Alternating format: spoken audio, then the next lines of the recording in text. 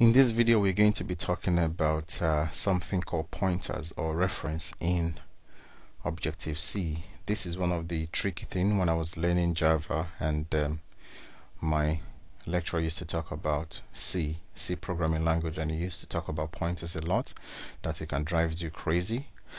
I didn't understand at that time until I started learning some Objective-C stuff, and I started dealing with pointers, because we didn't have pointers in Java. Anyway, let's look at how pointer works. Pointers can be a little tricky, and it can be difficult to explain or understand, but I will try my best. When we declare a simple data type such as float or integer or char, we use statements such as this. We can say int x equals to 5, float y equals to 3.4f, char c equals to 2, and so on and so forth. What happens inside the memory of the computer is that a space that is big enough will be created to hold the value of x. So when we define x like this, the computer will create a space in its memory, and it's going to hold the value of x there. So the area of the memory will be called x. So the area of that memory will be called x. The variable is the area of the memory, and the value that will be stored in that memory space is 5. Of course, in binaries, in zeros and 1. Same applies to float. A space big enough will be created to hold a float data type. Either the space is going to be 32-bit or 64-bit, but it's going to create a space big enough to hold a float data type. And then the value of 3.4 is stored in that area. The value of this float, it will be stored in that area of the memory, or whatever value float y is later changed to. So this is very simple. When you create a simple data type, as soon as you declare the variable, a memory will be created in a space will be created in memory to store the value. But the story is different with objects.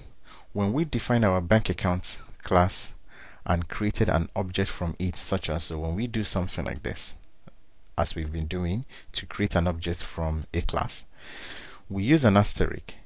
This asterisk that I've been telling you that I'm going to explain.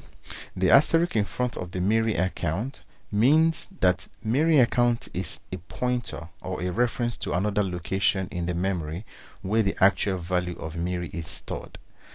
So let me see if I can explain that with my bad English. When you create an object from a class, it is a pointer, because this asterisk means that it's a pointer. What happens is a space will be created in memory to hold the value of this object, or to hold all the data of this object, but that area of the memory is actually not stored in this object. Is the memory address that will be stored in this object. So here is how it works. When the above declaration is made to create an object from a class, Objective-C system will go out and create a space in the memory big enough to hold the object's data. So when you declare this, when you declare the memory account, Objective-C system will go and create a space in the memory to capture that can hold all the data, including the instance variables. Say for example we have 5 instance variables for this object. Remember, every time you initialize a new object, it comes with instance variables. So say for example this object has 5 instance variables, 2 floats, 1 char, and 2 int data types. Objective-C system will find a space in the memory big enough to hold those data, and then a little more space. Don't worry about this little more. It will find a space in the memory that will hold all those data types, all the data, all the integer. Will create a space for integer, for the char, for the float in the memory. Once this memory has been reserved for this new object, it will then send the address for this memory space, the address of the memory space. The address of this memory space and the address is stored in the memory account variable. So, which means when you actually look inside the memory account variable, all you find is an address. But for the simple data type, if you look inside x, you'll find 5. If you look inside y, you will find 3.4. You'll find the value inside the memory for the variable. But for object, when you look inside of it, you don't find the value. you find a memory address that is pointing to another area of. So it's like somebody come to your door, instead of finding your dad, you give them the address of actually where your dad is. So somebody come to us and say, where's your dad? Maybe the police come and say they're looking for you.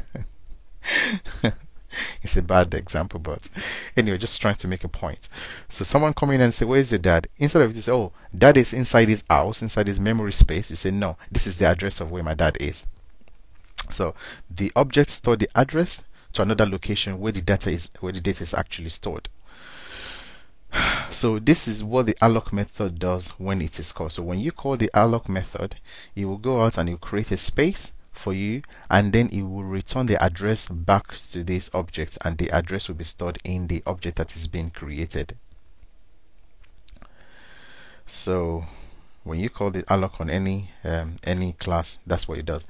This method, the alloc method, does the job of creating or allocating space in the memory and then returning the address back to the variable. So again, the variable memory accounts don't actually store the value of the bank account data. So all the data for the bank, all the instance variable are actually not stored in the object. They are stored elsewhere, but the object keeps the address of the location where those data are stored. So it stores the pointer or reference to the location in the memory where those details are stored. Pointers can be tricky, but if you understand this basic concept, you'll be able to work with pointers easily. Also, when the alloc message is sent to a class, the instance variables are initialized to 0. I explained that in my previous video, that whenever alloc message is sent to a class, the instance variables, all of them are zeroed out. The 0 initialized to 0 in the area of the memory where they are stored. Also, when the alloc message is sent to a class, the instance variables are initialized to 0. Oh, I don't know why I repeat that message twice, but anyway, you get the idea.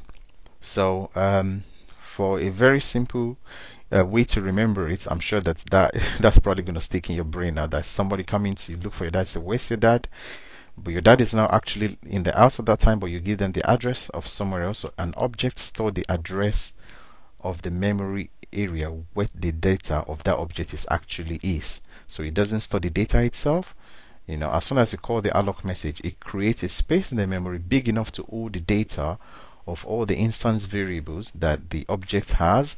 And once that area of the memory is created, the alloc method then sends back the address, and that's the address to that is stored in the object that is being created. So this is why we use the asterisk, which it means is a pointer or reference to another location in the memory. I hope I've done a good job in explaining the pointer or reference, and I can't explain it better than that. So if you have any question, drop me a comment and I'll see if I can use a better example. Thank you.